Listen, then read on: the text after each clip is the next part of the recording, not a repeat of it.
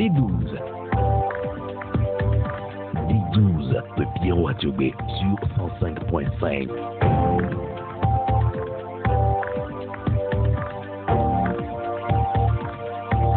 Mesdames, Messieurs, bonjour. Nous sommes le dimanche 9 mars 2025. Bienvenue au D12 de Pyramide FM et dans la 5e République, dont les institutions telles des briques se mettent les unes à côté ou sur les autres pour former les murs du régime parlementaire. Le nouveau Parlement togolais s'est offert cette semaine un moment de l'histoire. Les députés en session à Lomé 2 ont vu leurs homologues sénateurs lancer leur session de droit au Palais des Congrès de Lomé. Pour la première fois, c'est à part des sénateurs que des hommes et des femmes, pour la plupart bien connus, des Togolais ont arpenté les marches donnant accès au nouveau Sénat. Le Palais des Congrès s'est entre-temps fait une peau neuve, n'est-ce pas? Peut-être que ce haut lieu de la politique et de la culture n'a pas voulu se faire compter ce moment de l'histoire. N'est-ce pas peut-être qu'il a fait ses toilettes pour bien accompagner cette nouvelle vie qui s'ouvre? La vie dans la 5e République va être une vie nouvelle puisque le pays connaît désormais des sénateurs, mais aussi des gouverneurs ou encore des conseillers régionaux. Reste à élire un président du Conseil des ministres, un Berlusconi ou une Tatière à la togolaise. Quel rôle les femmes seront-elles amenées à jouer au sein de toutes ces institutions? Au lendemain de la célébration de la Journée internationale de la femme, c'est une des questions qu'on peut se poser. 10 sénatrices ont été nommées par Fagna Singbe, d'autres ont été récemment élues. Le gouvernement et l'Assemblée nationale comptent de nombreuses femmes. Certaines sont des leaders bien ancrés dans le paysage politique au Togo. Mais quelle est en réalité leur marge de manœuvre? Participent-elles réellement aux prises de décisions importantes engageant la vie du pays? Ou jouent-elles juste des figurantes comme dans des films de cinéma? Les Togolaises et les Togolais savent bien jouer dans des films. Ils l'ont démontré récemment au dernier festival de Ouagadougou. Un film du réalisateur Marcelin Bossou a même gagné un prix pour le Togo. Le cinéma n'est en vérité pas la chose la mieux partagée au Togo, puisque les salles de cinéma ont fermé les unes après les autres, au contraire des bars qui ont ouvert les uns après les autres, débordant même le périmètre de la ville de Lomé pour se retrouver à la plage. Les bars de la plage, véritable place de loisirs, n'ont plus vraiment les soutiens des autorités. Ceux installés dans les sables fins à la plage de la commune Golfe 1 sont priés d'embarquer sièges, tables, frigos, serveurs, serveuses, sonos et mettre ainsi fin à la vie là-bas et à l'économie qui s'est lentement construite sous les cocotiers. Qui connaît déjà les futurs projets pour la plage de Golfe 1? Ceux des routes déjà entamés depuis 2 ou 3 ans à Baie, Benyedi, Arligo, Ablogame ou encore à Kodeseo, qui ont été applaudis, semblent être dans l'impasse. Au moment où le mandat des élus locaux tire à sa fin, les populations locales se demandent sans aucun doute à quand la fin de leur calvaire.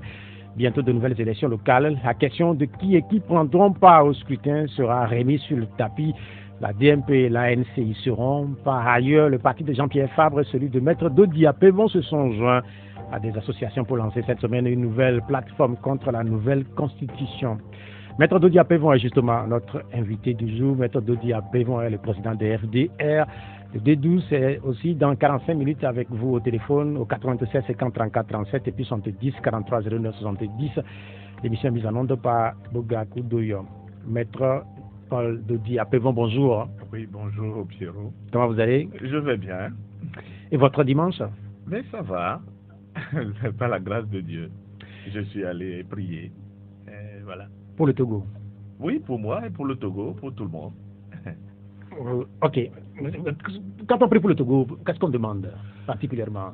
Mais on demande que la main de Dieu soit avec nous pour que la souffrance que nous endurons tous aujourd'hui puisse être atténuée, parce que vous savez que le Togolais souffre dans tous les domaines. La vie a quitté nos maisons, c'est l'angoisse généralisée partout. Les gens se demandent de quoi demain sera fait. Aujourd'hui, véritablement, c'est douloureux, c'est difficile pour nous tous.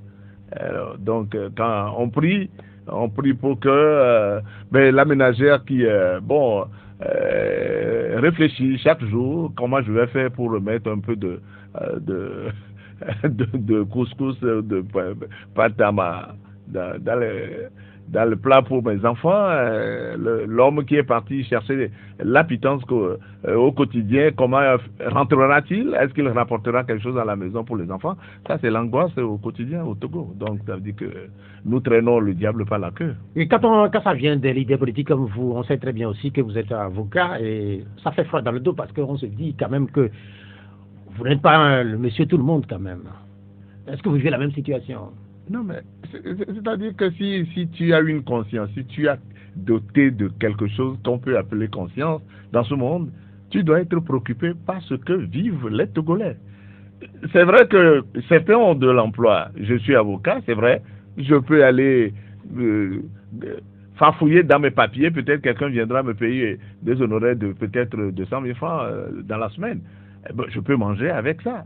Mais l'autre qui est à côté, celui qui est au village là-bas, qu'est-ce qu'il fait? Comment il arrive à joindre les deux bouts? Si tu es un homme tout court, je ne dirais pas un politique, mais si tu n'es pas préoccupé par ce que nous vivons aujourd'hui au Togo, dans les maisons, alors tu n'as plus de conscience. Sans doute que vous connaissez très bien la vie en ville, sans doute aussi que vous connaissez la vie au village. Aujourd'hui au village, comment vit-on?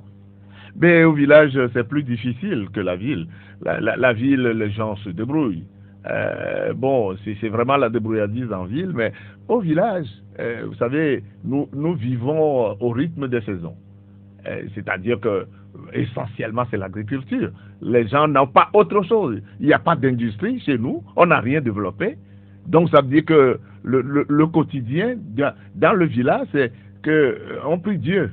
Puisqu'il n'y a pas d'autres structures qui vous permettent de faire vos cultures, vous priez Dieu que la pluie tombe et que si la saison est bonne, bon, vous mangez jusqu'au moment où vous n'en avez plus. Donc c'est ça ce que nous vivons. La jeunesse dans les villages est totalement à l'abandon.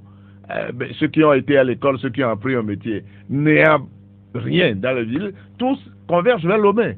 Et Lomé est totalement débordé aujourd'hui et les villages se dépeuplent progressivement des bras valides qui peuvent les construire. Et c'est ça le drame. Et ce n'est pas seulement le problème d'une seule ville. Vous regardez d'Apaon jusqu'à Lomé, jusqu'à la région maritime, vous ne verrez pas une ville qui présente aujourd'hui une structure de ville. Vous n'en trouvez nulle part.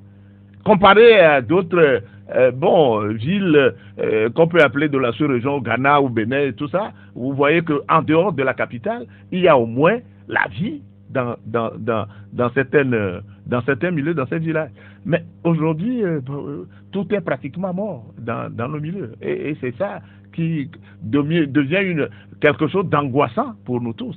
Comment le Togo va se construire demain si on ne voit pas comment la jeunesse, comment ceux qui sont à même, les bras valides qui sont à même de produire de la richesse, mais ne font rien dans le milieu.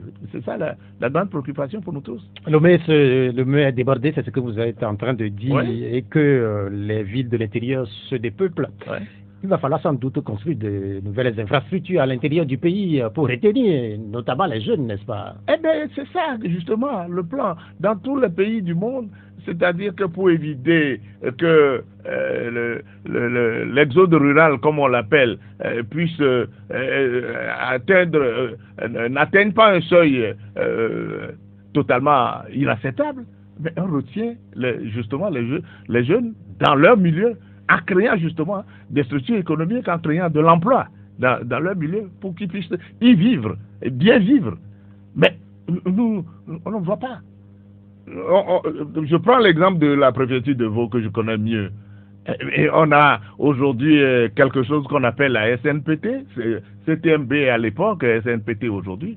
Mais qu'est-ce que la CTMB, la SNPT a fait concrètement dans la préfecture de Vaud pour dire oui, cette structure-là, que tout le monde connaît, qui est le poumon de l'économie togolaise, qu'est-ce qu'elle a fait pour retenir les jeunes? Quel emploi la CTMB a créé?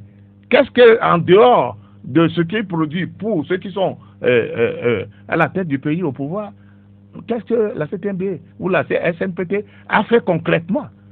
Ce qu'elle a fait de mieux, un homme a donné les jeunes qu'on a engagés là-bas, il y a quelques années, mais il y a au moins plus de pratiquement 1000 qu'on a licenciés, comme ça, sans crier gare.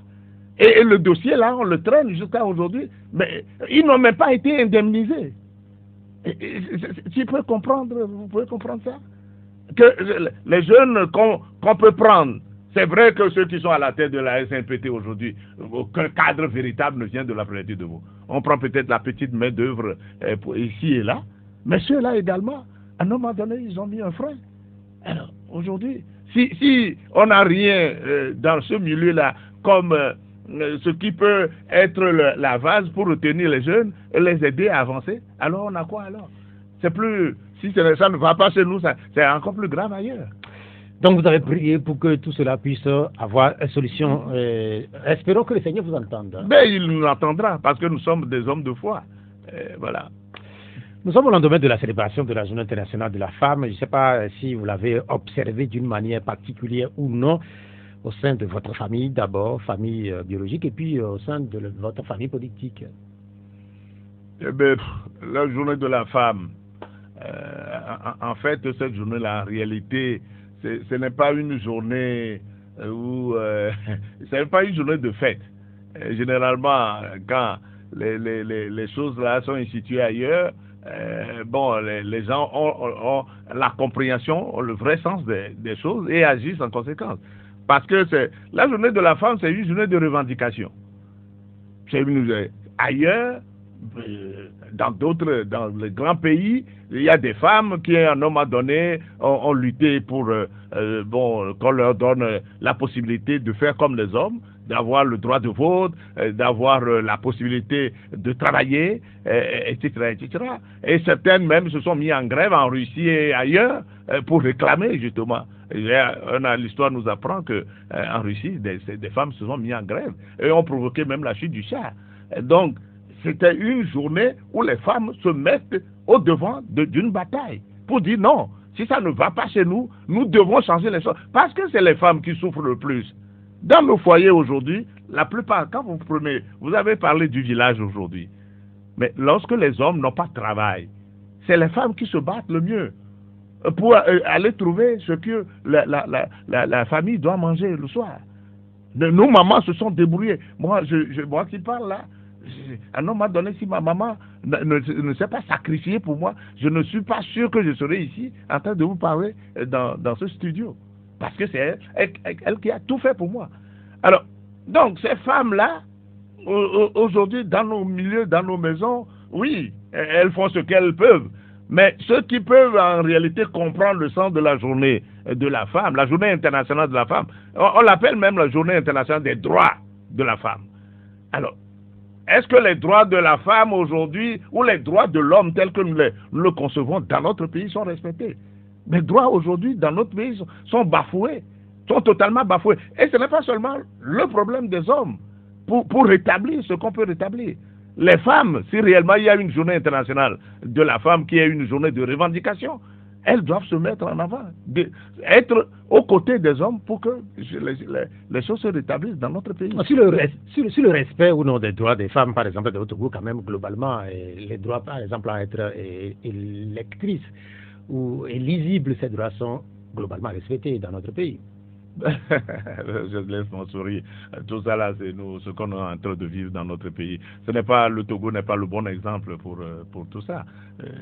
On rafistole les choses ici et là pour donner l'impression qu'on s'occupe des femmes, on les nomme ici, on les promeut, tout ça, mais ce n'est pas... Nous en parlerons dans un instant en ce qui concerne les nominations, ouais. mais sur la compréhension même de cette journée, puisque comme c'est devenu une tradition depuis quelques années, hier encore, les femmes ont dansé, les femmes ont mangé, les femmes ont chanté, c'était comme une fête en réalité, au point que quelqu'un a écrit hier qu'il va falloir arrêter de dire bonne fête du 8 mars, une bonne fête aux femmes, puisque les femmes, une bonne partie ne comprennent pas, puisque aussi hier, plusieurs se sont encore mis en pagne.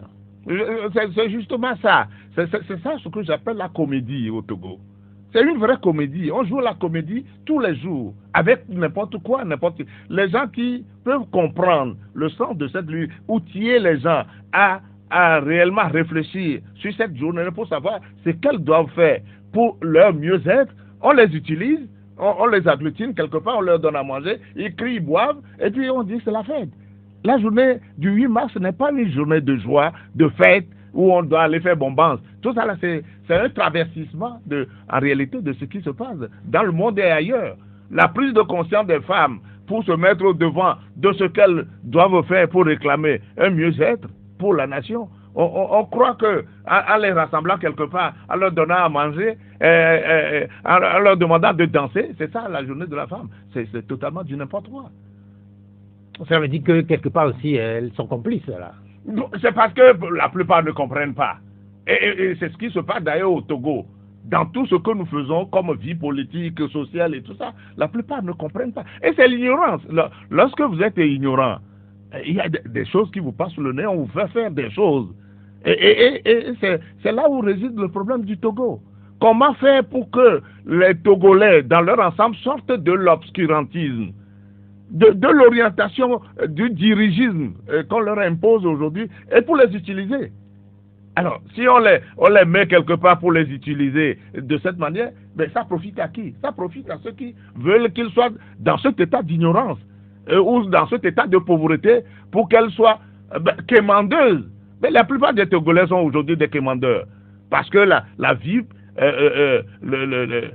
politique, nationale, sociale est telle que, bon, aujourd'hui, bon, les gens disent, oui, mais bon, ok, si on m'appelle à aller profiter un peu de ceci, bon, ça me permet au moins de manger. Mais lorsque vous êtes ignorant, vous êtes pauvre, mais on peut vous faire n'importe quoi. Et c'est pour ça que nous disons que ceux qui nous dirigent aujourd'hui ont très bien compris la chose pour maintenir la plupart des Togolais dans l'état de pauvreté et dans l'état d'ignorance pour pouvoir les utiliser comme ils le font aujourd'hui. Comme vous l'avez dit tantôt, le 8 mars met en avant les droits des femmes et aujourd'hui il faut reconnaître que globalement dans le monde et au Togo, les droits politiques en l'occurrence sont respectés. Je parlais tantôt le droit d'être électeur et être éligible. Au FDA, par exemple, comment est-ce que vous faites la promotion des femmes? Eh bien, c'est-à-dire que, et c'est ça également le problème, et c'est palpable partout d'ailleurs. Les gens, on croit que faire la promotion de la femme, c'est se lever un bon matin, regarder dans le quartier, dire que, ah oui, il y a une femme là-bas, allons la chercher, viens, on fait ta promotion. En réalité, ce n'est pas ça. La promotion de la femme, c'est de l'amener progressivement à s'intéresser à la chose publique. Lorsqu'on amène une femme à prendre conscience que la chose publique, c'est pour nous tous. Tu es homme, tu es femme, tu dois t'intéresser à la gestion de ton pays. Comment ton pays est géré? S'il y a une mauvaise gouvernance généralisée, mais tu dois t'y intéresser. Mais c'est vrai que pendant longtemps, on a mis les femmes en marge, et leurs conditions de vie est difficile. Dans le foyer, le mari n'accepte pas qu'elle s'intéresse à ceci, etc. Et ceci a fait que aujourd'hui, vous ne voyez pas beaucoup de femmes s'engager véritablement dans ce domaine-là, dans la vie associative, au niveau des organisations de la société civile, surtout en politique. Il n'y a que quelques rares qui acceptent de s'y aventurer. Donc notre travail à nous, c'est celles qui ont accepté de venir avec nous, nous les mettons en avant pour pouvoir aller convaincre, pour aller vers d'autres femmes, leurs concitoyennes, pour les amener à comprendre que c'est de leur intérêt également à s'intéresser à la politique. Donc, aucun parti politique ne se lèvera un bon matin au moment où les femmes elles-mêmes ne s'intéressent pas. Ben, allez, se lever un matin, allons dans ce quartier pour aller trouver telle personne pour faire sa promotion. Donc, ce n'est que progressivement que nous le faisons. C'est vrai, nous sommes en chantier aujourd'hui. Nous avons des femmes de gabarit aujourd'hui qui ont compris qu'il faut se battre, au péril peut-être de leur vie, peut-être, on ne sait pas. Mais elles ont courageusement pris la décision de se jeter à l'eau. Et elles le font bien. Et donc, ce n'est pas l'entremise de celles-là que progressivement, nous allons atteindre les autres, la grande masse des femmes. Si nous prenons le bureau de FDR, oui. Il y a combien de femmes dans ce bureau? Dans le bureau, il y en a au moins 4 ou 5 dans le bureau des femmes. La responsable des femmes, comment vous appelez ça? Celle qui est responsable de notre branche féminine, elle est une femme, naturellement. La trésorière, c'est une femme. Une vice-présidente est femme. Donc, ceux qui sont dans d'autres structures du bureau, du conseil de direction, sont des femmes. Donc, il y a énormément de femmes dans notre structure politique, le FDR. On sait très bien, vous l'avez dit tantôt, que les femmes traînent à s'engager véritablement en politique, mais de plus en plus au Togo, au plan général. Il y a un certain nombre de femmes qui sont au poste de responsabilité. On a eu une présidente de l'Assemblée nationale et puis une première ministre. Aujourd'hui, on a encore une première ministre et puis plusieurs ministres, plusieurs députés au Togo. N'est-ce pas des avancées? Non, moi je ne sais pas. C'est-à-dire que oui, moi, elles ont la chance. Elles ont la chance, celles que vous avez citées, d'être aux côtés de la personne qui nomme. Elles ont eu cette chance-là, d'être remarquées, d'être nommées. Bon, mais en réalité, de manière générale, ce que nous disons aujourd'hui, pour que la femme togolaise retrouve cette liberté, cette fougue d'une vie épanouie, ce n'est pas ce qu'on fait là. Parfois même, on nomme des gens, c'est à la nomination que vous entendez le nom, vous dites, mais elle vient d'où? Où est-ce qu'on est allé la chercher? Bon, mais ce n'est pas des femmes, la plupart ne sont pas des femmes de terrain, d'envergure que vous voyez se débrouiller dans tel domaine, dans tel autre, et puis on dit c'est pas le mérite que, bon, on le prend pour faire ceci et cela. Bon, on les découvre comme ça, mais je ne sais pas quelle incidence réelle ça a sur ce que nous disons, sur l'éclairage que nous... C'est vrai que à travers des structures totalement bizarres, on a créé aujourd'hui les FNFI, tout ça, où on agglutine les femmes pour dire on va prêter de l'argent, et on les utilise, comme je l'ai dit tout à l'heure, pour faire n'importe quoi, et ils sont devenus même parfois un bétail électoral. On les utilise à travers ces structures de manipulation pour qu'elles puissent faire ce qu'on leur demande de faire. Mais en réalité, est-ce que véritablement on a la volonté aujourd'hui de promouvoir l'homme, de mettre l'homme au cœur du développement du Togo? Est-ce que la politique qu'on réalise aujourd'hui, est-ce que réellement on s'occupe de l'homme en disant on fait la promotion de l'homme, on crée, en jouant sur les compétences? Est-ce que ça se fait? Aujourd'hui au Togo, ce que nous observons, c'est au niveau du parti qui dirige le pays. Oui, ils ont la manne. Alors, donc ça veut dire que tous ceux qui peuvent émarger chez eux, c'est des gens qui doivent être de leur bord. Tous ceux qui sont de l'opposition sont traités comme des ennemis. Tous ceux qui sont de l'opposition, vous osez parler. Vous avez une voix contradictoire. On vous dit, vous êtes ennemi à battre. On ne vous donnera aucune possibilité. Même ce qui est convenable qu'on fasse pour vous, on vous dit non, vous n'avez pas droit. Mais vous, personnellement, est-ce que vous êtes considéré comme un ennemi par le parti au pouvoir? Mais pourquoi je me dis, qu'est-ce que le pouvoir fait pour que tu ne me considères pas comme un ennemi? Non, vous êtes un adversaire politique. Je ne pense pas que vous soyez considéré comme un ennemi. Non, il y a des choses... Est-ce que d'abord, en politique, est-ce que le terme ennemi existe en politique? Non, ça ne doit pas l'être. Lorsque, par exemple, un chef d'État est élu, que moi j'ai voté pour lui ou pas, dès qu'il est élu, il doit travailler pour que moi aussi, mon bien-être puisse être atteint. Même ceux qui n'ont pas voté pour lui, mais eux sont tous des Togolais. Alors aujourd'hui, lorsque vous prenez les entrepreneurs, la plupart ici et là, mais ils se comportent comme s'ils n'émargent pas dans le cahier du parti au pouvoir, ils n'auront pas de marché, ils n'auront pas tel avantage. Mais les bourses, les ceci, tout ceci, on vous dit, mais si vous voulez qu'on vous aide, mais de quel côté vous êtes? Mais c'est ça qui est le drame de notre pays. C'est ça le drame. On considère aujourd'hui que c'est seul le parti au pouvoir qui a droit à quelque chose. Les autres n'ont droit à rien du tout. Même les choses qui sont les choses de la nation, qu'on doit aider à faire, mais dès qu'on sait que c'est vous qui êtes là-bas, ou c'est à vous peut-être qu'un avantage peut-être indirect va arriver si on le fait, mais on ne le fait pas parce que vous êtes opposant, parce que vous critiquez. Aujourd'hui dans le pays, on veut que tout le monde se taise. On n'a pas envie de voix discordantes. Tout le monde doit regarder dans la même direction. Dès que vous parlez, on vous dit oui, vous n'avez pas le droit. Le jeune que j'ai défendu la dernière fois, Affectio, qu'est-ce que Affectio a fait pour qu'on le mette en prison? Ce jeune garçon, il a publié un poème. Juste un poème pour dire aux Togolais, chaque Togolais, fais ta part. C'est quoi? qu'est-ce qui constitue un danger dans un poème publié sur les réseaux sociaux? Et quelle est sa situation aujourd'hui là? Mais il est en prison. On a demandé sa liberté provisoire. Le juge, le doyen des juges d'instruction chez qui le dossier se trouve a refusé de lui accorder la liberté provisoire. On a fait appel. On est allé devant la chambre d'instruction de la cour d'appel. On a plaidé ce dossier. Eh bien, le procureur général nous a dit, ces écrits-là portent atteinte même au chef de l'État. On lui a dit, mais où se trouve ce qu'il a dit et qui porte atteinte au chef de l'État? Il nous a dit, il a écrit quelque part que on ne peut pas entrer dans une nouvelle année et voir des marchés brûlés. Alors, quand l'affaire se dit, le problème des marchés qui brûlent, ça préoccupe tous les Togolais. Il écrit que ce n'est pas bien. On dit, il porte atteinte au chef de l'État. En quoi?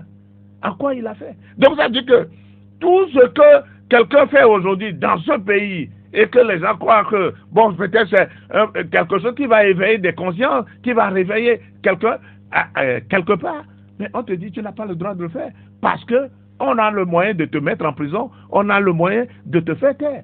Et c'est ça, le pays de demain qu'on veut construire pour le Togo. C'est le Togo de demain qu'on veut construire. En mettant tout le monde à genoux, le bouche cousue. C'est ça le développement. C'est là la démocratie. Mais il y a encore des gens comme vous qui continuent pas à parler au moins. Mais nous sommes jetés là-dedans. Nous sommes déjà au milieu de la mer. Qu'est-ce que tu dois faire? Nous sommes déjà dévoilés, on nous connaît. Qu'est-ce que tu peux faire? Comme on le dit souvent, nous sommes déjà tombés au grand marché de Lomé. Le petit marché de Bel, ça ne nous fait plus rien. Revenons aux femmes, puisque nous parlons des femmes au lendemain de la célébration de la Journée internationale des droits des femmes. Il y a une femme dont le village n'est pas très loin de votre village, qui est Premier ministre depuis. Et très souvent dans nos milieux, les gens parlent de sœur. Est-ce que c'est votre sœur? Est-ce que vous aussi vous la désignez comme étant votre sœur, Madame le Premier ministre? Elle est de ma préfecture, mais elle et moi, on n'a aucun lien de parenté. Elle est de la préfecture. Bon, non, je n'ai pas d'autre nom à lui donner que une dame qui est de ma préfecture. Donc, les rapports que nous avons, c'est des rapports de membres d'une même préfecture, mais ce ne sont pas des rapports, je ne sais pas. Il n'y a pas d'intimité entre les deux. Ok, dans tous les cas, c'est une bonne chose pour votre préfecture. Non, bonne en quel sens? C'est en termes qu'on apprenne qu'une dame est de notre préfecture. Bon, qu'est-ce que ça, en dehors de ça, qu'est-ce que ça rapporte à la préfecture? Bon, ça lui permet d'assouvir ses ambitions, c'est vrai. Elle réalise ses projets, c'est bien. Mais pour la préfecture, moi, je ne sais pas ce que ça apporte. Depuis qu'elle est aux côtés du chef de l'État, en tant que directrice de cabinet, ministre après, etc., elle a été ministre, elle est Premier ministre aujourd'hui. Mais lorsque vous allez là-bas, je ne vois pas l'impact réel. Quel est l'impact de Vizou que vous verrez dans la préfecture de Vaud, qui montre que oui, son passage pendant plusieurs années aux côtés du chef de l'État a permis à notre préfecture d'avoir telle infrastructure routière, économique et tout ça. Moi, je n'en vois pas. Je ne le vois pas ce que c'est. Restons sur le registre des femmes, pour tourner un peu le regard vers l'opposition, puisque au niveau de l'opposition, il y a quand même deux femmes dont les noms sont très connus depuis les années 90, Maître Isabelle Améganvi de l'ANC et Madame Brigitte Adjamagbo de la CDP. Quelle est votre appréciation de l'engagement de ces deux autres femmes? Non, c'est des dames engagées véritablement dans la politique togolaise depuis des années. Vous les voyez au front, elles se décacassent, elles se battent, on entend leur voix, elles dénoncent ce qui doit être dénoncé. C'est les femmes qui se battent. Ça, c'est l'image de la femme battante dont moi je parle. Les femmes qui doivent prendre des risques. Parce que faire de la politique, c'est énormément prendre des risques. C'est au gré de vos intérêts. Bon, lorsque vous voulez être aux côtés de ceux qui sont au pouvoir, bon, peut-être profiter du pouvoir manger, c'est autre chose. Mais lorsque vous allez vous engager, parce que c'est difficile d'être en politique au Togo et surtout être d'un parti politique de l'opposition au Togo. Nous savons ce que c'est. Comment nous faisons vivre nos partis, c'est Dieu seul qui sait. Vous, chef de parti, vous êtes obligé d'aller trimer. Vous allez parfois aller quémander, aller même vendre certains de vos biens, aller emprunter de l'argent pour pouvoir faire vivre le parti. Donc, ceux qui sont là aujourd'hui comme femmes, comme celles que vous avez citées, moi je leur dis bravo. Elles font ce qu'elles doivent faire. Mais ce que nous devons rechercher maintenant, comment à partir de ce qu'elles font, ça puisse atteindre d'autres femmes qui doivent s'engager à nos côtés dans la sincérité, dans l'honnêteté, en nous tenant les bras pour que ça puisse marcher. C'est ça en réalité le combat que nous devons engager. Nous avons longuement parlé de la journée du 8 mars, mais il faut reconnaître qu'il y a eu aussi la journée du 3 mars. Cette journée peut-être ne signifie pas grand-chose pour certains, mais pour vous qui êtes au devant de la nouvelle structure, vous avez la nouvelle structure qui s'oppose à la nouvelle constitution du Togo. Vous êtes retrouvé devant la presse et c'est cette semaine. Hein, et quel est le meilleur thème pour décrire la structure? Est-ce que c'est une plateforme? Est-ce que c'est une coalition? Et c'est quoi? Non, on n'a pas formé une coalition. Oui. Et il faut qu'on soit clair sur le sujet. On n'a pas formé de coalition. Et comme les déclarations, comment vous appelez ça? La déclaration liminaire? Liminaire, et puis surtout le document que nous avons signé ensemble là-bas, nous avons clairement dit qu'il s'agit seulement d'un cadre que nous avons créé. C'est un cadre où nous appelons tous les compatriotes à venir réfléchir ensemble et orienter justement le combat de demain. Voilà, donc ce n'est pas une plateforme, ce n'est pas une nouvelle coalition que nous avons créée, non. La coalition probablement viendra encore peut-être demain.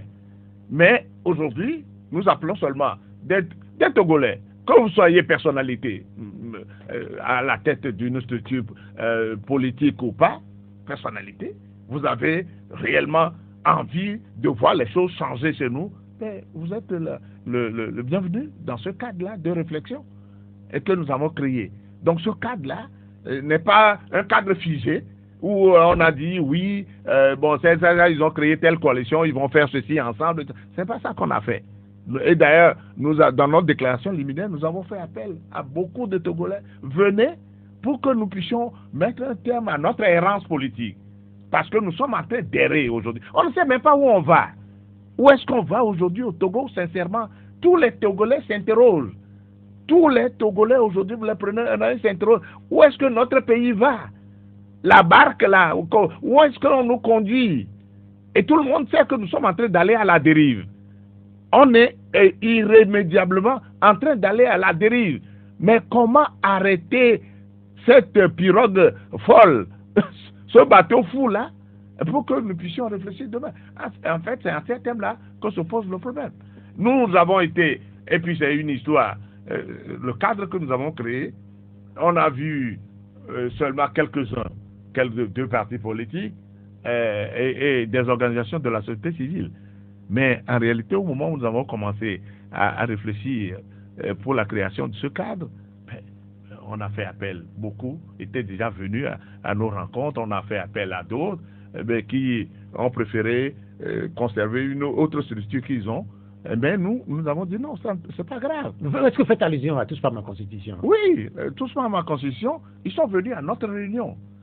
De départ, la réunion préparatoire, ils sont venus, mais après, ils nous ont signalé que non, eux, ils ont déjà une structure qu'on appelle Touche pas à ma Constitution. On les respecte dans cette choix. Oui, mais ça n'empêche pas que demain, ce pourquoi nous appelons le Togolais, on puisse, eux et nous, se retrouver quelque part, qui est un point d'objection, parce que nos points de vue se rapprochent. Nous savons qu'ils sont en train de rejeter la Constitution de la 5e République, nous la rejetons aussi, donc ça veut dire qu'il y a déjà un point commun entre nous. Je dis, on nous a parlé de DMP, mais la DMP est touche pas à ma Constitution. Donc ça veut dire qu'ils sont dans leur je dirais, bloc, mais nous disons que du moment où ce qui nous préoccupe ensemble ce qui les préoccupe aussi, oui, il arrivera un moment où on trouvera un point de jonction pour. Mais c'est quand même, oui, c'est tout de même curieux que pour le même combat, qu'il y ait deux structures. Pourquoi est-ce que vous n'êtes pas allé carrément vous fondre dans Touche pas à ma constitution, puisque Touche pas à ma constitution faisait déjà le travail? Non, ce que vous dites là, c'est là l'erreur. Nous avons dit, et je suis convaincu que vous serez de cet avis-là, nous disons que si on doit créer encore demain une coalition formelle, on ne peut plus le faire, y aller à la va-vite. Nous avons constaté que toutes les coalitions que nous avons créées, se sont créées sans règles, et pour contenir les dérives des uns et des autres. Et on a vu que ces cadres-là, ou ces structures-là, se sont éclatés et sont allés à volo. Et c'est pour ça que nous disons, pour demain, lorsque vous voulez faire quelque chose, surtout c'est une coalition, et il faut savoir comment vous le faites. Quelles sont les règles, les balises que vous fixez pour éviter les dérives. Et voir justement que réellement ceux qui vont venir là-dedans ont réellement la sincérité ou l'engagement réel pour venir dans cette coalition-là. Et lorsque vous n'avez pas de règles, celui qui vient, il fait ce qui lui plaît, et vous vous plaignez, et puis si vous ne faites pas attention, après, l'incompréhension fera que vous éclatez. Moi, je ne parle pas encore de coalition, puisque vous dites que la coalition serait peut-être dans le futur, mais je reste sur le cadre que vous venez de créer, le cadre de réflexion sur la nouvelle constitution. Et je disais qu'il y a une structure qui fait déjà le même travail, ou le travail que vous attendez à faire, combattre la nouvelle constitution. Le fait de ne pas se fondre dans cette constitution ou dans cette structure, ça soulève un certain nombre d'inquiétudes. Non, et c'est ça, vous comprenez. C'est-à-dire qu'il ne faut pas faire une mauvaise querelle aux gens. Nous avons dit, au moment où nous avons créé la structure, parce qu'en réalité, Touche pas en constitution, si vous voulez que je parle un peu de Touche pas en constitution, c'est le jour où nous avons appris qu'il y a une nouvelle constitution qui est en discussion, ou qui a été adoptée par des députés, notamment là. C'est ce jour-là que nous avons voulu ensemble nous retrouver quelque part pour réfléchir. Nous, on a commencé à réfléchir à l'endroit où on doit se retrouver, et puis après on a appris que d'autres aussi ont initié la même chose. Alors, on a dit, mais si c'est comme ça, retrouvons-nous ensemble pour poser les actes ensemble. Mais il y a eu à ce début-là déjà une incompréhension. C'est ce qui a fait d'ailleurs, si vous vous souvenez, 2 conférences de presse qu'on a eues la même journée. On s'est retrouvés à nous, on a été chassés, et on s'est retrouvés après au siège de l'ANC. Pendant ce temps, les autres sont allés au siège de Hadi pour réfléchir. Et c'est le jour-là, lorsqu'on les a appelés après, me dit, ok, ce qui s'est passé là, et le passé doit nous instruire, que créons quelque chose ensemble maintenant, posons les actes. Mais c'est là où ils nous ont dit, eux ils ont déjà créé quelque chose qui s'appelle Touche pas en constitution. Je dis non, ce que vous faites là, c'est aller trop vite. Le premier jour où vous êtes retrouvés, vous avez lancé quelque chose et vous allez dire que ça devient une structure dans laquelle tout le monde va venir se fondre. Si on ne réfléchit pas correctement à ce que nous allons faire demain, nous allons être rattrapés par les mêmes erreurs. Donc c'est ça. Est-ce que quelque part le combat n'est pas mal parti là? Non, ce n'est pas mal parti. Ce que nous disons, nous demandons aux Togolais, chacun doit apporter quelque chose dans ce combat. Qu'on ait aujourd'hui 1, 2, 3 structures qui pensent à la même chose. Si réellement nous sommes sincères, si réellement les gens agissent sincèrement, tôt ou tard, les structures multiples, 1 ou 2, que vous avez créées, vont se retrouver quelque part, peut-être pour créer encore une coalition. On ne sait jamais. Mais la mauvaise querelle, c'est de dire, mais oui, mais il y a des gens qui ont commencé déjà à réfléchir. Ils savent, ils se comprennent dans ce qu'ils font, et que les autres, les yeux fermés, doivent aller, les yeux fermés, s'y engouffrer sans savoir où ils vont. C'est ça qui n'est pas bien. Alors, c'est ce que j'appelle justement faire une mauvaise querelle aux gens. Nous sommes conscients aujourd'hui que c'est en étant ensemble plus fort que nous allons réussir. Et c'est pour ça que chacun doit réfléchir mûrement et sincèrement sur ce qui a provoqué les échecs de tout ce que nous avons fait dans le passé. Si on n'y réfléchit pas, Et quand les yeux fermés, on dit, ok, soyez ensemble. Soyez tous ensemble. Le discours qu'on a entendu il y a longtemps, on va encore mettre les gens dans la désillusion. On va encore créer quelque chose, et puis demain, mais ça ne va pas marcher, et les gens vont commencer à crier. Si on veut faire quelque chose demain, mais réfléchissons, prenons du temps pour le faire, mais dans la sincérité, dans l'honnêteté.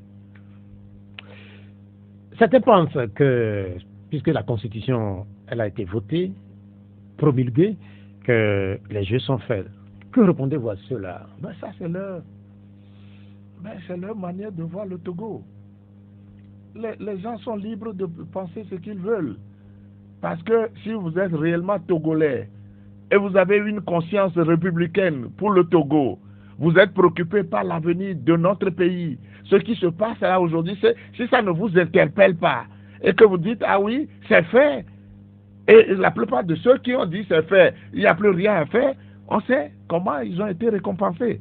Bon, si c'est en termes de récompense qu'on réfléchit pour le Togo de demain, ah oui, ceux qui ont posé l'acte qui est inadmissible, et on dit, ah, cet acte-là, c'est mauvais, mais bon, nous acceptons que, bon, ce n'est pas grave, continuons, mais je ne sais pas, c'est à eux de savoir ce qu'ils veulent pour le Togo. Nous sommes aujourd'hui résolument contre ce qui se passe. C'est un combat que nous avons engagé. Ça prendra le temps que ça prendra, mais tôt ou tard, les Togolais comprendront que ce qui se passe chez nous n'est pas bien. Ceux qui le font, ils savent eux-mêmes que ce n'est pas bien. Notre pays aujourd'hui ne mérite pas ça. On mérite mieux que ça. On ne peut pas se lever un bon matin et trouver une constitution sur les genoux sans savoir comment ça a été fait, par qui ça a été fait et pour qui ça a été fait. Une constitution, c'est pour le peuple.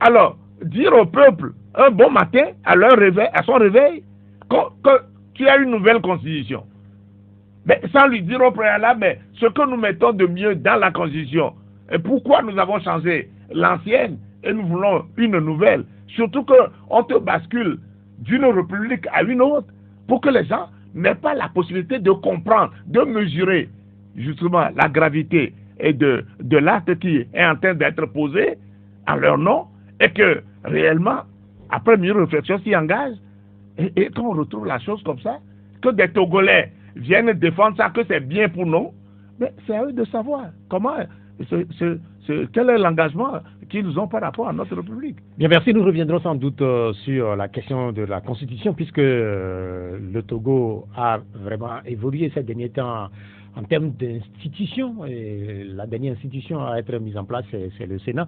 Nous en parlerons dans un instant. Mais il y a une question d'actualité qui sans doute doit vous intéresser, puisque je sais que vous avez votre cabinet dans la zone de Baie qui est située dans la commune de Golfe 1. Très souvent, la zone de Baie est décrite comme une zone de violence. Certains pensent qu'ils ne peuvent pas vivre dans cette zone-là. Et comment est-ce que vous vous sentez là-bas? Je ne vois pas d'acte. Moi, je vais au cabinet, mon cabinet est à Baie. Moi, je n'ai pas, chaque matin que je vais, je côtoie des gens agréables, des gens avec mes voisins. Nous vivons dans la bonne entente, convivialité. Donc, moi, je ne vois pas dire que la zone de Baie est une zone de violence. Non, de temps en temps, c'est vrai, quand il y a des soubresauts politiques, c'est une zone qui a connu beaucoup de difficultés, où les forces de sécurité, bon, ont créé beaucoup de dégâts, ça je le sais. Si c'est ça que vous appelez zone de violence, oui, sporadiquement, pour la patrie, il y a des jeunes là-bas qui sont souvent en déphasage avec ce qui se passe dans notre pays. Et pour réprimer, on envoie les gens dans les maisons, on a frappé, on a fait ceci. Oui, il y a eu des actes, beaucoup d'actes de violence qu'on a connus dans le passé. Mais en temps normal, comme aujourd'hui, moi je ne vois pas d'actes de violence. Bien, merci. Nous parlerons longuement aussi de la commune Golfe 1, puisque cette commune fait l'actualité avec ses mises en demeure pour les bars qui sont au niveau de la place, mais aussi sur la berge lagunaire. Nous parlerons également de ces chantiers de route qui, pour la plupart, sont en errance, sont en souffrance. le temps de respecter une tradition au D12, cette tradition qui veut qu'à partir de cet instant, les auditeurs participent à l'émission. Je rappelle nos numéros. Les numéros sont 96 50 34 37 et puis 70 43 09 70. Le technicien du jour, c'est Venceslas Bogakoudou Boga. Est-ce que nous avons les auditeurs? On me signale que les auditeurs n'ont pas commencé par se signaler.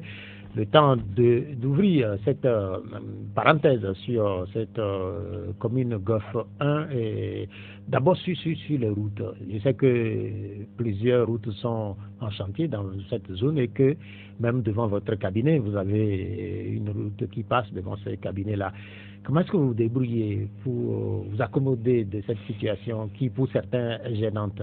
C'est assez grave ce que nous subissons là-bas. La route dont vous parlez, c'est le boulevard Oufoué-Boigny, qui part de Grand Boulevard jusqu'au marché d'Akodesewa.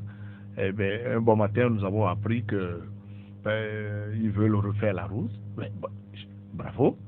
Nous avons été tous contents. On a mis les choses sur les murs, ce qu'on doit casser. Là où on doit la route, les abords de la route ont été délimités. Et puis bon, on a envoyé des bulldozers, machin, pour commencer à creuser. Et on a creusé ce que on peut appeler le rigole. Bon. Et pour que les rigoles là passent, ça passe devant les maisons, devant les boutiques, devant le cabinet. Et pendant longtemps, on m'a donné, si je donne mon propre exemple, quand on a fini de faire, on a creusé, on a fait la maçonnerie et tout ça. Mais il a été difficile que nous puissions traverser de l'autre côté pour aller dans nos cabinets. Parce que pendant des mois, il n'y a même pas de dalette qu'on a posée pour couvrir, pour mettre au moins, créer un passage pour on nous a mis des planches. Un bout de planche, vous passez, ça veut dire que vous devez faire réellement de la gymnastique pour pouvoir atteindre le cabinet. Et beaucoup de boutiques tout au long jusqu'à Akodesewa. Moi, j'en ai vu quand je traverse là, beaucoup ont fermé parce que quand ils ont fait la rigole, leur maison où les boutiques se sont trouvées à bas-fond, les pluies de ruissellement se sont entassées devant leur maison, ça a créé un étang, de personnes ne peuvent plus arriver à la boutique. Et on nous a annoncé que ce truc-là va être fait dans un délai donné, et puis c'est resté là. Nous en parlerons encore dans un instant, puisque les auditeurs ont commencé par appeler. Votre expérience, votre témoignage nous intéresse dans le cadre de cette émission. Pour ce qui concerne les difficultés que vous vivez là-bas à Ber. Allô? Allô, bonjour. Bonjour. Papa Daphné avec Pozo. Papa? Daphné. Voilà, avec Pozo. Dahlé, oui. Bonjour, maître. Oui, bonjour, monsieur Dahlé. Félicitations. Merci beaucoup. Je vous ai une petite question. En tant que juriste, oui. Quelle information, ou bien quel éclaircissement vous pouvez me donner sur ce problème-là? C'est un problème qui me traque depuis quelques semaines, 3 semaines à peu près. Mais c'est un problème personnel? Non, c'est pas personnel. Ok, allez-y. Un papa a donné naissance à un enfant. 2 ans, 3 ans après, l'enfant a fait une déformation. Un chirurgien veut réparer cette déformation-là. Et il n'a pas pu arriver à sa fin. Qui est le père de cet enfant? Oui, mais en fait, est-ce que c'est une question... Je demandais si c'est une question personnelle, vous avez dit non, mais... Une consultation juridique. Oui. C'est presque personnel, mais... Oui, je crois que ce qu'on va faire sur cette question-là, à la fin de l'émission, vous vous rappelez, pour que maître... Il va vous donner sa position à la fin de l'émission par rapport à cette question. Je suis même prêt à le recevoir au cabinet pour échanger avec lui. On va retourner rapidement au téléphone pour notre auditeur. On me signale que le deuxième auditeur est parti. Donc vous nous racontiez les difficultés que vous avez. Alors, donc, ça veut dire que cette route-là, aujourd'hui, il n'y a plus de travaux. On ne voit plus rien. ceux qui sont les machines qu'on a vues, les machins, Caterpillar, tout ça, ils sont tous partis. Et personne ne sait quand est-ce qu'ils reviendront. Donc nos cabinets, avec tout ce que je vous ai décrit là, comme difficulté pour les boutiques, les passages pour aller vers nos cabinets, nos maisons, mais c'est resté en l'état. Alors on ne peut pas comprendre qu'à un moment donné, on décide de venir casser des choses, de venir creuser des rigoles pour construire une nouvelle route, et puis après, de les laisser dans cet état. Okay. Pourquoi on doit nous faire ça? Allô? Allô, bonjour, monsieur Pierrot. Oui, bonjour, Frédéric. Frédéric, comment vous allez? Ça va très bien, et chez vous? Oui, ça va, on vous écoute. Je salue le maître. Merci. Bonjour. Bonjour, Frédéric. Tout ce que vous avez en train de dire, c'est réel. Moi, j'ai vécu ces faire sur la route chaque fois que je passe de... Ben, qu'on a dit, connaissez-moi. Oui. Vous n'avez pas menti. Mais la question que je vais vous poser, la nouvelle plateforme que vous voulez créer là, est-ce que ça va encore aboutir à l'échec ou bien ça va aboutir à quelque chose de concret? Merci et bonne émission. Merci. Merci. Allez-y. Non, je remercie mon cher Frédéric d'avoir posé cette question. Nous-mêmes, nous sommes préoccupés par la chose. C'est pour ça que nous avons mis suffisamment du temps.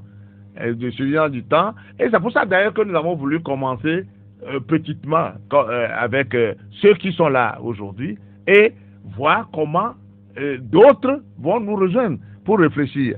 C'est justement en réfléchissant aux échecs passés que nous avons dit nous ne ferons plus rien dans la précipitation et nous avons cette fois-ci élaboré des règles. Nous avons signé des règles qui doivent conduire la plateforme. Vous ne pouvez pas venir dans cette plateforme et faire dans ce cadre-là et faire ce que vous voulez. La question que les Togolais se posent, c'est est-ce que l'objectif final de ce cadre de réflexion, c'est par exemple la suspension de la Constitution qui est déjà en vigueur? C'est ce qu'on a dit. Là, si vous nous avez écouté à la conférence de presse la dernière fois, justement, nous avons dit les conditions dans lesquelles cette nouvelle Constitution nous est imposée est inacceptable. En tant que Togolais, on ne peut pas l'accepter, croiser les bras et dire oui, ils ont fait parce qu'on a voulu créer une constitution pour quelqu'un, pour un individu. Et puis on va dire c'est fait et on n'a plus rien à faire. C'est pas possible. C'est noté. Allô, bonjour. Allô. Bonjour. Bonjour, monsieur Pierrot. Oui, Abdel, comment vous allez? Je vais bien. Ok, on vous écoute, Abdel. Je suis au rendez-vous. Mais ça me fait plaisir. Oui, mais j'avoue que je ne sais pas qui est votre invité. Ah, mais mon invité, c'est Maître Dodi Apevon, le président de FDL. Ah, ok. Puisque je suis en route, je reviens du Nord, donc je ne suis pas Lomé, je n'ai pas pu vous capter, mais je tenais à participer à l'émission. Merci. Mais ça veut dire que vous ne nous écoutez pas, là. Je ne vous écoute pas. Mais vous allez intervenir. Vous allez intervenir sur quel aspect de l'émission? Mais je vais intervenir quand même. Ok, allez-y. C'est M. Dodi Apevon. M. Dodi Apevon, bonjour. Oui, bonjour, M. Abdel. Vous êtes un grand politicien que j'aime beaucoup. Merci. Mais ces derniers temps, vous vous êtes prêté à faire certaines déclarations. Lesquelles? Qui est étonnant, en tout cas pour moi. C'est lesquelles? En disant que le peuple togolais est un peuple bizarre. Ma question, est-ce que ce n'est pas parce que ce peuple s'est rendu compte de l'incohérence dont souffre l'opposition, l'incohérence dans les actions, l'incohérence dans les paroles, et l'incohérence dans les actes qu'il pose chaque jour, qu'il s'est, je sais pas, le peuple s'est comment le dire? Détourné? Vous voulez parler de détourné? Détourné. Voilà, détourné de vos objectifs en tant que politicien de l'opposition. Est-ce que ce n'est pas véritablement ça? Sinon, il m'en souvient qu'en 2018-2017, dans vos coalitions à l'appel de l'opposition, le peuple répondait massivement à vos manifestations. Aujourd'hui, c'est le contraire. Ce même peuple, lorsque vous les appelez, ne sortent pas. Est-ce que ce n'est pas dû à cette instabilité qu'il y a dans l'opposition qui crée cela? Bien, c'est noté. Abdel, vous êtes à quel niveau, ça? Je suis à Tapamé. Oui, ça veut dire que vous aimez beaucoup cette émission. Sinon, c'est rare que les gens... Vous vous êtes arrêtés pour poser votre question. Cela nous a fait chaud au cœur. Et bon retour donc sur le mail. Merci, Pierrot. Non, M. Abdel, il n'a pas compris le sens de ce que j'ai dit. Je ne reproche pas au peuple togolais de n'avoir pas répondu à un appel. C'est pour ça que j'ai dit nous faisons tous de la bizarrerie. Je disais justement que lorsqu'un peuple est réellement préparé, un peuple, des gens ont justement la connaissance qu'il faut, sortis de l'ignorance, qui voient l'avenir, ils voient la manière dont ils sont gouvernés. Mais il arrive souvent que lorsqu'un acte est posé par ceux qui gouvernent, le peuple réagit. Si c'est bien, on applaudit. Si c'est mauvais, on désapprouve. Mais nous avons constaté que dans ce pays, beaucoup de choses sont arrivées. Où le peuple, lorsque les citoyens, vous les interrogez, ils sont étouffés. Mais ils sont dans leur maison, ils se plaignent. Personne ne veut lever le petit doigt pour dire non, je ne suis pas d'accord avec la manière dont je suis gouverné. Moi, je ne parle pas de manifestation de l'opposition. C'est là où M. Abdel s'est totalement trompé. Il n'a pas compris ce que je voulais dire. Lorsque les populations ailleurs, et je donnais l'exemple que dans d'autres pays, les gens se sont mis en désaccord avec les gouvernants parce qu'on a augmenté seulement le prix du pain. Les gens ont dit, on n'est pas d'accord. Mais aujourd'hui, on a augmenté le prix de ceci, on a augmenté le de ceci, péage, etc. Les gens restent.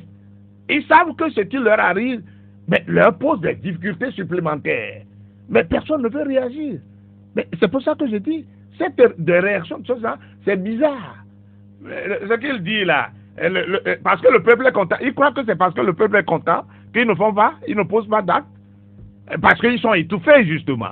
On a mis les verrous, on emprisonne les gens, on bat les gens, on violente les gens. C'est pour ça que les gens reculent. Mais moi, je leur ai dit, même si on vous violente, si vous voulez reconquérir votre liberté perdue, il faut se mettre justement au devant de vos difficultés. Allô? Allô? Bonjour. Bonjour. Oui, on vous écoute. Quel est votre nom? C'est parti depuis Kélié. Ok, on vous écoute. Ok, c'est à propos de la revendication de l'auditeur passé. Bon, si l'opposition appelle et la population ne sort pas, c'est parce que des fois au cours des manifestations, la population est violentée, certains parfois sont emprisonnés et l'opposition tellement affaiblie par les soubresauts de pouvoir ne peut rien faire de sorte que ce qu'ils sont en train de faire. Donc moi, j'encouragerai tous les Togolais citoyens comme moi, ainsi que vous, puisque souhaitons que ce soit un bon nouveau départ pour la conquête de notre liberté. Et je dirais à M. Apevon que sa coalition soit vigilante, on dirait, c'est parce que lorsque ils ont annoncé la signature de ce pacte-là, vous voyez dans la précipitation, le président de la République a nommé ces 20 personnes restantes pour que s'installe en même temps la République dont ils fassent. Donc moi, je les encouragerai en tant que Togolais. Les dieux du Togo seront avec eux et ils aboutiront à la conquête de notre bien, c'est noté. Il fait un lien entre la nomination des 20 sénateurs et la publication la publication de la mise en route du cadre de réflexion. Non, ceux qui ont nommé les sénateurs, ils ont leur agenda. Ils ont initié quelque chose par une constitution frelatée qu'on nous a balancée à la figure. Bon, depuis ce jour-là, ils ont leur agenda, ils savent à quel moment ils veulent faire ceci, etc., pour aboutir au résultat. Maintenant, ce n'est pas parce qu'ils ont leur agenda que nous ne devons pas réfléchir. Les gens ont dit, mais pourquoi on a nommé des sénateurs, que la chose est en route, c'est maintenant que vous dites, non mais comment? C'est-à-dire que ceux qui le disent, c'est-à-dire qu'ils sont totalement aux côtés de la plaque. Ce n'est pas parce qu'à un moment donné, celui qui fait quelque chose de mauvais a posé un acte ou dit que moi je suis arrivé au bout de ce que je veux faire, que celui qui n'est pas d'accord avec lui n'a plus le droit de dire je ne suis pas d'accord. Depuis le début, on a dit qu'on n'est pas d'accord. On a commencé à s'organiser. On a tenté même des manifestations dans ce pays qui ont été étouffées. Mais ça, nous n'avons jamais abandonné. On a continué à réfléchir sur les médias. On a toujours crié haut et fort que ce qui se passe là, on ne va pas l'accepter. C'est pour cette raison que certains d'entre nous ne siègent pas aujourd'hui à l'Assemblée. C'est des actes de protestation vigoureuses. Mais si la question de ne pas siéger à l'Assemblée nationale, vous l'avez fait, vous l'assumez sans doute, mais est-ce que vous la regrettez? Regretter quoi? Qu'est-ce que je vais regretter? Qu'est-ce que je regrette dans cette affaire-là? Parce que on a compris que finalement l'élection, les élections législatives qui ont été faites là, ont été faites de telle manière avec tout le brouillamini qui l'accompagne pour pouvoir régler finalement le problème de leur nouvelle république qu'ils veulent mettre en place. Mais donc ça veut dire que dans ça, vous devenez un pion, juste un pion dans leurs mains pour les accompagner dans ce qu'ils sont en train de faire. C'est pour ça qu'après réflexion, on a dit, mais qu'ils fassent ce qu'ils veulent faire. L'histoire retiendra qu'ils l'ont fait. Mais l'histoire retiendra quand même qu'il y a des gens qui n'ont pas été d'accord. On ne va pas être des collaborateurs de ce qu'ils sont en train de faire. Que notre refus de siéger ne débouche sur rien ou pas, on notera quand même demain qu'au moins 2 ou 3 personnes ont dit non. Ce que vous faites là, ce n'est pas bien pour la République. Donc, être aujourd'hui à l'Assemblée, aujourd'hui, je ne sais pas ce que ça apporte. On va nous dire que, même si les gens disent oui, l'opposition est ceci et affaiblie, machin, et qui va croire que le RPT uni est si populaire, fait tellement bien les choses pour les Togolais. Les Togolais sont si contents que 113 députés a élu unir seul à 108. 108. Alors, qui va croire à ça? Alors, ça veut dire que nous sommes en train de dire que notre pays, je l'ai dit aujourd'hui, que notre pays mérite mieux. Ce qui est mauvais dans ce qu'on est en train de faire, lorsque vous faites une loi, dès que la loi est orientée pour quelqu'un, on a créé une loi juste pour que quelqu'un atteigne tel niveau parce qu'il a voulu que ça soit ainsi, cette loi-là est mauvaise. Parce que la loi-là, elle est mauvaise à 2 niveaux. En la forme et au fond. Elle est totalement mauvaise. Ce quelqu'un, c'est qui? Vous savez, qui est le président du Conseil? Celui qui a été chef d'État, il dit, je veux devenir maintenant le président du Conseil des ministres. Et c'est lui qui l'a voulu. Il quitte son rang de président d'antan et il dit, je veux devenir président du Conseil des ministres. Et c'est le président du Conseil des ministres qui a aujourd'hui toutes les prérogatives d'un chef d'État. On ramène les prérogatives du chef d'État entre les mains de celui-là et on veut nommer un président de la République plaisantin, inaugurateur de plaisantin qui n'a rien du tout. Donc on a vidé la fonction de président de tout ce qu'il peut avoir comme prérogative. Ça devient une coquille vide. Et puis, lui devient président du Conseil. Et le président celui qui est à la coquille vide là, président de la République, lui va être élu par le Parlement, c'est-à-dire en Congrès. C'est-à-dire qu'on prend les députés et on va ajouter les sénateurs, c'est eux qui vont le lire. Lui qui n'a pas de prérogative réelle. Mais le chef du gouvernement, lui, personne ne doit le lire. Et lui dit, moi je me réfléchis seulement derrière moi, mon parti. Dès que le parti gagne, moi, je suis président du Conseil avec tous les attributs d'un président de la République. Et c'est ça, la République. Donc vous parlez des fois d'antimètre. Mais il y a une question qui, sans doute, va se poser au FDR, puisque cette question est en train d'être résolue par certaines formations politiques. Vous boycottez l'Assemblée nationale, on le sait, même les conseils régionaux. Mais la prochaine question, c'est qu'est-ce que vous allez faire autour des élections communales, puisque ces élections vont arriver. Certaines formations politiques vont y aller. Est-ce que les FDR vont y aller aussi? Mais le moment viendra, on vous le dira. Le moment viendra, on vous le dira. Si on y va ou on n'y va pas, on vous le dira. Revenons à Baie, dans la commune Golfe 1. Derrière votre cabinet, il se passe des choses aussi, puisque les bars et installations qui ceinturent la lagune sont en train d'être démolis. Une partie a été démolie dès vendredi déjà. Comment vous ressentez ça? Non, c'est triste. C'est triste. Moi, je suis passé par là exprès le vendredi, parce que j'ai appris qu'on est en train de casser des choses là-bas. Donc, au lieu de passer par le goudron, par le feu rouge pour aller rentrer chez moi, parce que je quitte le cabinet, je passe par Amina pour aller dans ma maison. Mais j'ai voulu prendre le petit couloir là de derrière pour aller regarder. Je me suis arrêté. Et je suis sorti de ma voiture, j'ai regardé ce qui se passait. On a cassé depuis le fond là, d'où je venais.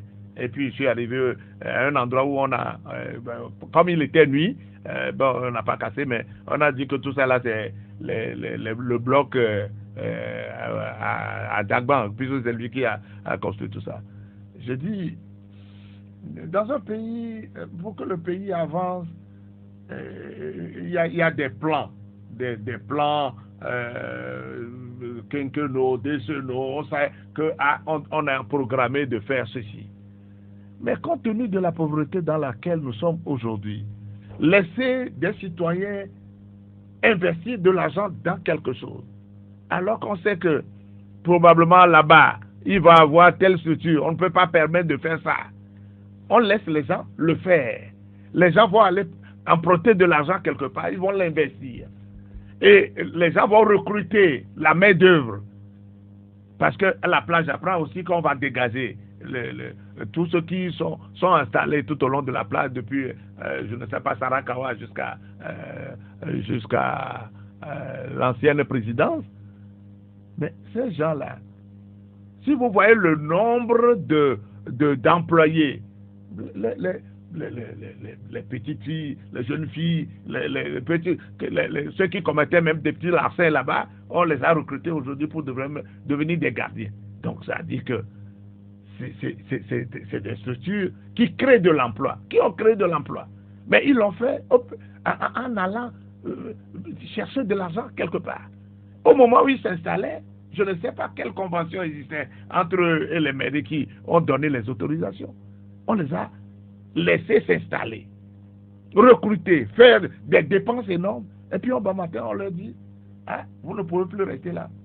Vous avez jusqu'au 15 mars pour dégager. Vous avez jusqu'au 15 mars pour dégager. Alors, ceux qui sont en train de subir là, les difficultés économiques, comment ça va se passer? Moi j'avoue que honnêtement, le gouvernement est libre de faire ce qu'il en a m'a donné, mais si ils le font sans penser aux citoyens, à la misère que nous vivons au quotidien dans ce pays, je ne sais pas où on va. Et c'est de ça que je parle.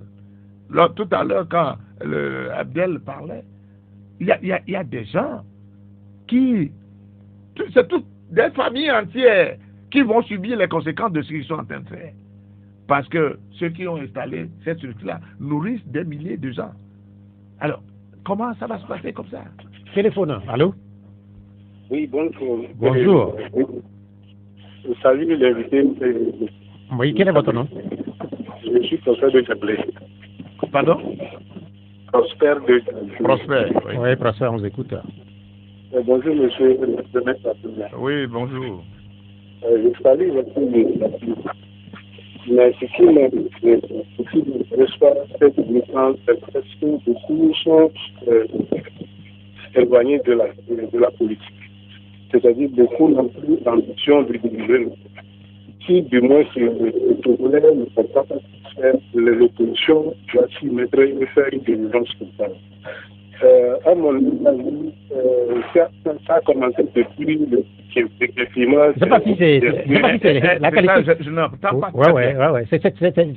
On arrive difficilement à cerner ce que vous êtes en train de dire. Je vais un peu.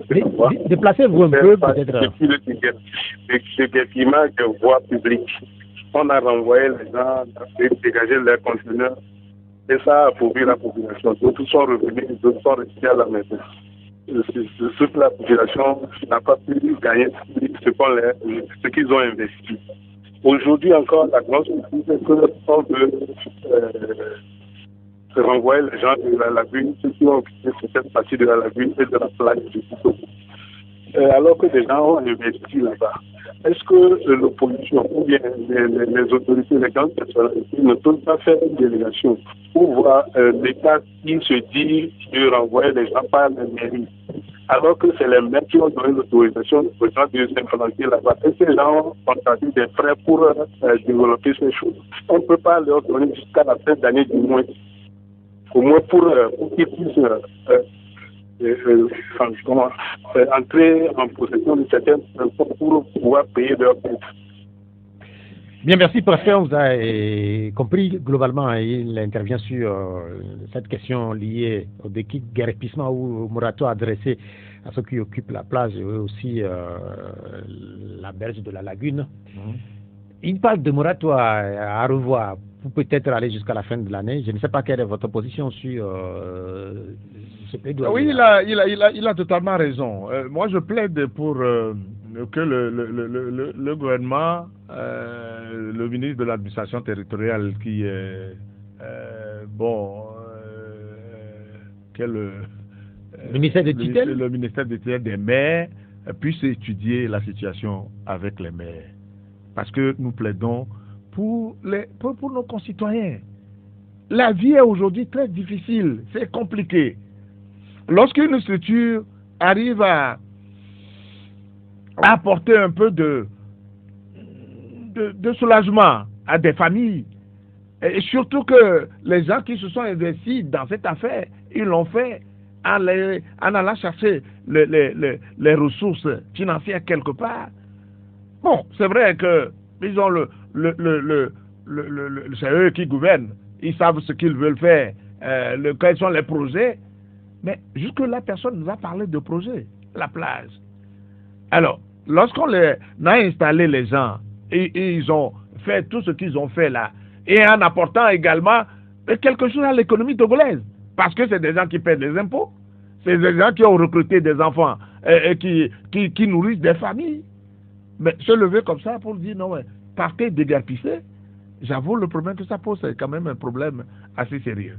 Alors, c'est fait, ils ont envie que les gens partent, mais qu'ils voient qu'est-ce qu'ils peuvent faire pour que les gens puissent avoir la possibilité de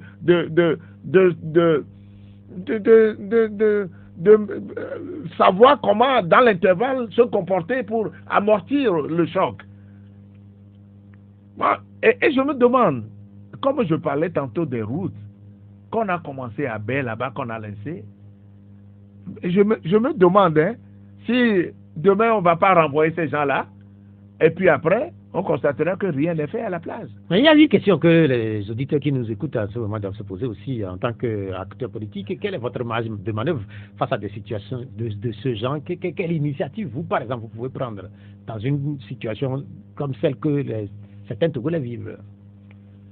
Non, les initiatives, c'est-à-dire qu'en réalité, dans un pays normal, si on considère l'opposition ou ceux qui sont dans l'opposition, malgré ce que nous disons, les contestations que nous élevons par rapport à ce qu'ils font, mais si nous considèrent véritablement comme des acteurs politiques, ben, ils doivent pouvoir au moins écouter ce qu'on propose. Et si nous prenons l'initiative, par exemple, d'aller discuter, qu'ils prennent au moins en compte ce que nous sommes venus proposer. Mais on a constaté dans le temps que la plupart des propositions, la plupart de ce que nous avons fait, mais ils n'en ont pas tenu compte. Lorsque vous dites que ça, là, ce n'est pas bien, et que la tête baissée, les gens foncent quand même dans ce qui n'est pas bien, ça veut dire que le chien aboie, mais la caravane passe. Mais ça ne construit pas un pays. Ça ne construit pas un pays. Tôt ou tard, vous allez la tête dans le décor, contre le mur, et vous allez vous rendre compte que non, mais vous n'avez pas avancé d'un iota. Bien, merci. Téléphone. Allô, bonjour. Allô, oui, M. Pierrot. Oui. Frédéric qui revient, s'il vous plaît. Tout à l'heure, vous avez parlé à M. Abdel qui est à Takpamé, qui est en train de suivre votre émission. Vous ne savez pas que votre émission en train de nous éduque, nous informe, elle nous donne des consignes. Ça, c'est une appréciation de la part de Frédéric à vous. Concernant monsieur le maire, s'il vous plaît, maître plutôt. Je ne suis pas maire, je suis avocat. Maître, excuse-moi, avocat, maître, excuse-moi. Oui. Et vous ne voyez pas que, soit, quand on dit les opposants, on vous bannit dans les jeux politiques pour faire leur politique. Et troisièmement, vous avez dit tout à l'heure que vous allez passer par derrière vous pour les dégager. C'était dit avec eux dans le contrat que si l'État a besoin de l'emplacement, quelle que soit l'investissement que vous avez effectuée, l'État va récupérer ça. Pourquoi allons chercher des grands investissements pour mettre là-bas? Et aujourd'hui, on se plaint que de nous donner encore 5 ans. Je ne sais pas que j'ai en train de prouver ce que le maire Gomado est en train de dire à ses occupants. Mais vous voyez que c'est un peu mal. Donnez-nous l'occasion, si on peut le faire, nous allons continuer de faire le prêt pour faire votre projet. Moi, c'est ça que j'ai à demander. Si c'est réel, donc c'est... Bon, demandable, hein. Bonne émission. Oui. Bien, merci. Beaucoup sont intéressés par cette question. Non. Ce qu'il dit, il n'a pas tort. C'est-à-dire que la plage, là, appartient à l'État. C'est un domaine public qui appartient à l'État. Alors, l'État peut en faire ce qu'il veut. Personne ne peut être propriétaire de la plage. Personne ne peut se lever pour dire, moi, la plage, là, je me suis installé, j'y reste à vitam aeternam. Ce n'est pas possible. L'État peut décider un jour de dire, non, moi, j'ai envie de faire ceci, j'ai envie de dégager pour qu'on n'ait plus de visibilité sur la mer, pour tel problème. Moi, je peux le faire. Oui. Mais au moment où les gens s'installent, au moment où ils s'installaient, il dit qu'on leur a dit dès qu'on aura besoin. Oui. Même s'ils savent qu'ils sont en train de s'installer provisoirement, ils ont quand même, pour que leur structure qu'ils installent là, les bars qui fonctionnent là, puissent avoir justement l'ampleur voulue, eh bien, ils ont besoin quand même d'investir. Ce n'est pas parce qu'ils sont installés provisoirement qu'ils vont faire n'importe quoi là-bas. Et surtout, s'ils avaient installé quelque chose qui dénature la plage, c'est justement un moyen pour l'État de les renvoyer plus tôt. Mais ce qu'ils ont installé, bon, ne dénature pas, plaît. Mais il n'y a pas que des choses sommaires là-bas. Maître Deuxié Apevon, vous êtes avocat et il a installé même là-bas une piscine. Est-ce que vous pouvez faire une piscine à la plage, vous? Non, une piscine, ça je ne sais pas. Une piscine. Ouais. Pourquoi la plage est déjà là? Pourquoi piscine à la plage? Ah non, c'est vrai que... Est-ce que c'est pas trop de risque? Oui. Si c'est quelqu'un investit quelque chose qui dépasse ce qu'on peut, au moment où on vous dit, sauf négociation, machin, on vous dit, ok, il est temps que vous déplacez vos structures, vous partez. Mais si vous ne tenez pas compte de ça, que vous installez ce qui est difficile à déplacer à un moment donné, comme le dit, donc ça veut dire c'est un investissement trop lourd. Quand vous parlez de piscine, je ne sais même pas dans quel intérêt une piscine va être installée dans ce cas. Mais nous plaidons, moi je me situe du côté de ceux qui ont fait quelque chose pour aider les jeunes, pour créer de l'emploi. C'est dans ce cadre-là que moi je plaide pour voir.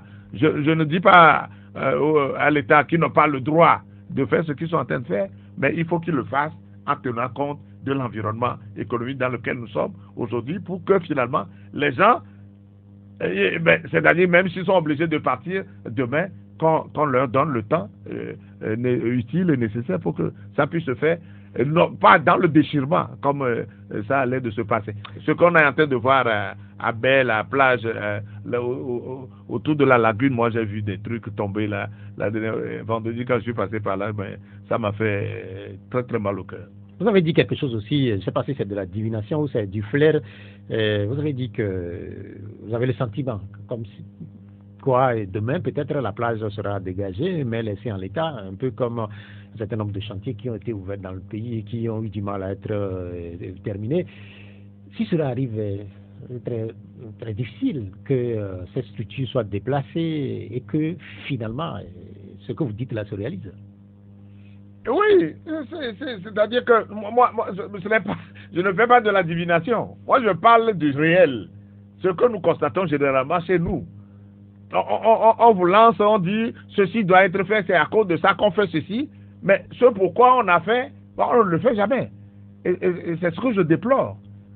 Si réellement, au niveau de la lagune, c'est vrai, c'est douloureux pour nous de voir toutes les installations là par terre, mais si demain, dans un an, nous sommes agréablement surpris qu'on a quelque chose de bien fait, mais ça va compenser au moins la douleur d'aujourd'hui. Pour dire, mais ce qui est fait à la place des structures qu'on a détruites là, mais c'est mieux pour nous tous, c'est mieux pour la ville, c'est mieux pour le pays.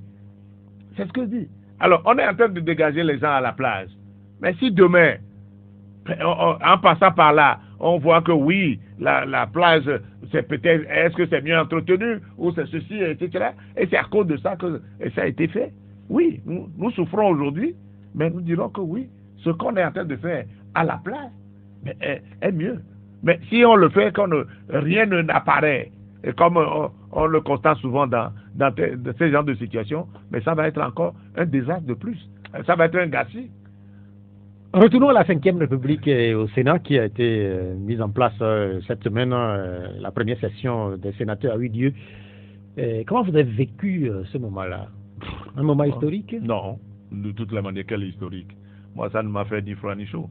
Parce que tout ce qui est en train de faire dans le prolongement de la constitution bancale qu'on nous balance là, mais tout ça, là, moi, je ne me situe pas dedans. Il installe leur Sénat. Nous avons dit que ce Sénat-là, tel qu'on le dit, il trompe les gens dans les milieux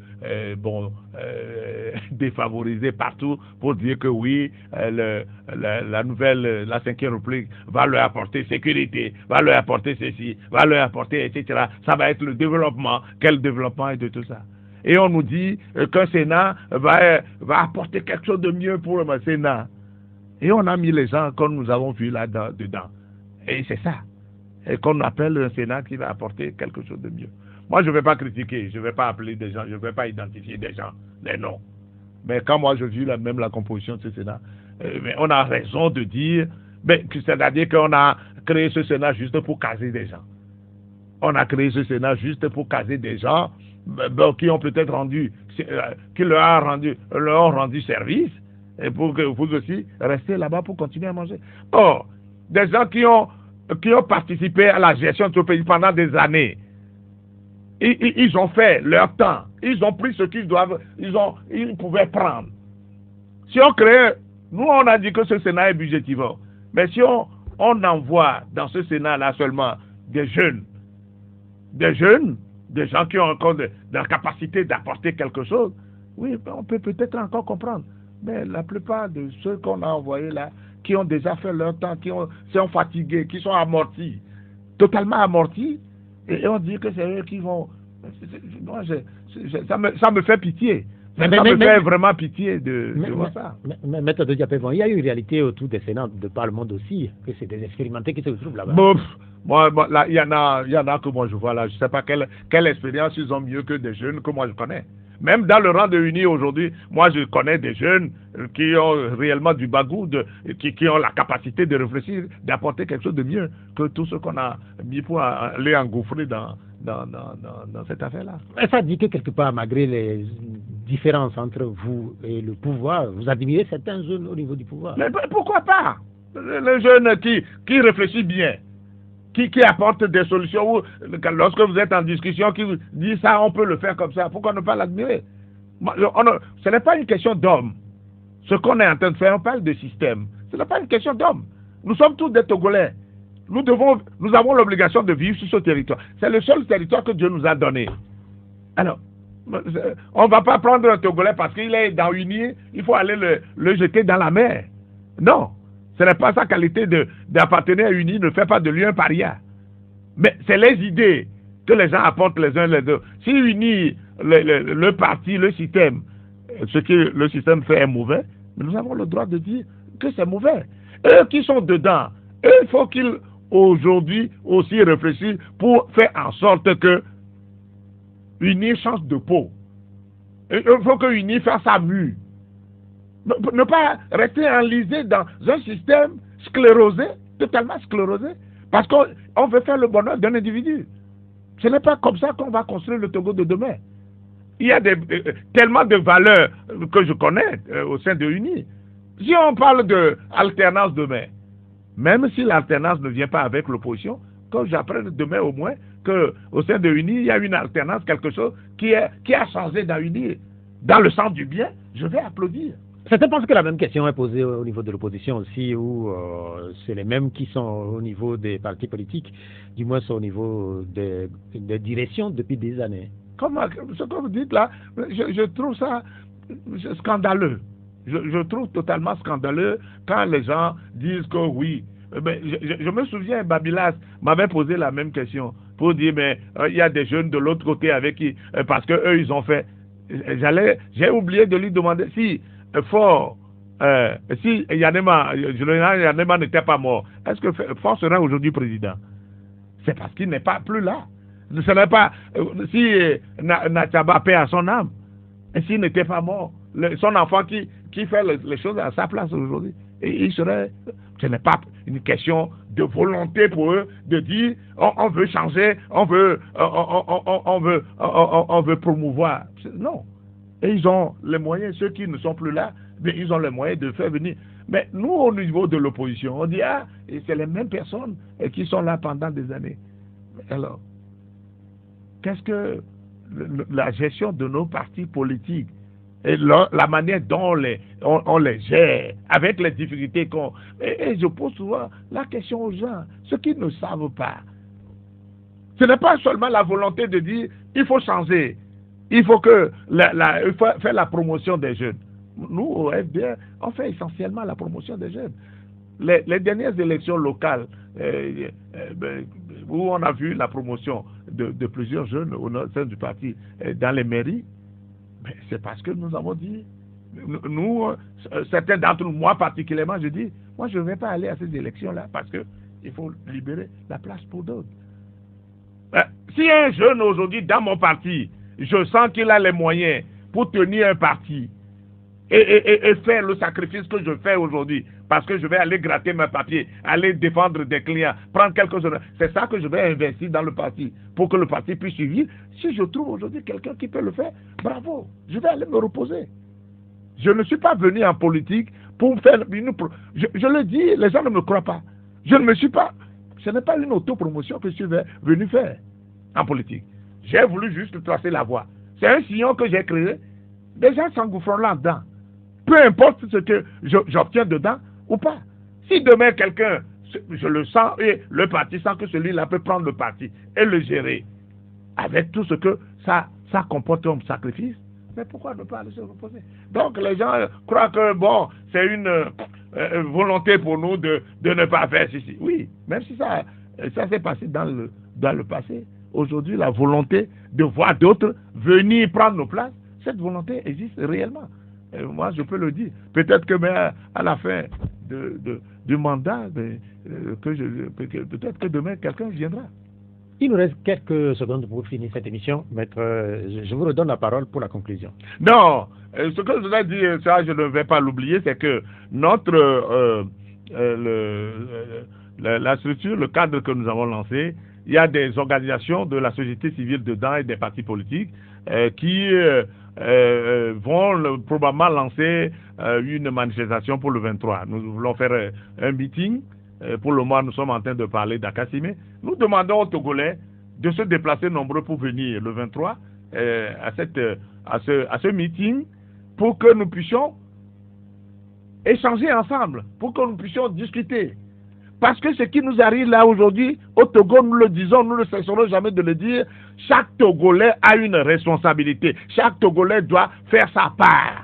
Qu'on soit de UNI, qu'on soit d'un parti de promotion, qu'on soit de la société civile, chacun doit faire quelque chose pour le Togo. Et dans le sens du bien.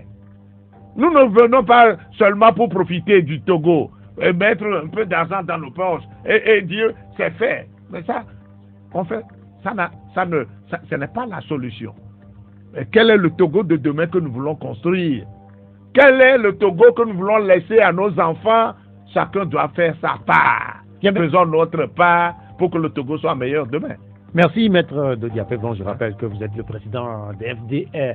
Merci d'être passé. Merci à Vincent Silas Bougakou pour la mise en onde technique de cette émission qui sera rediffusée tout à l'heure à partir de 19h. Prochain rendez-vous dès 12 dimanche. Au revoir.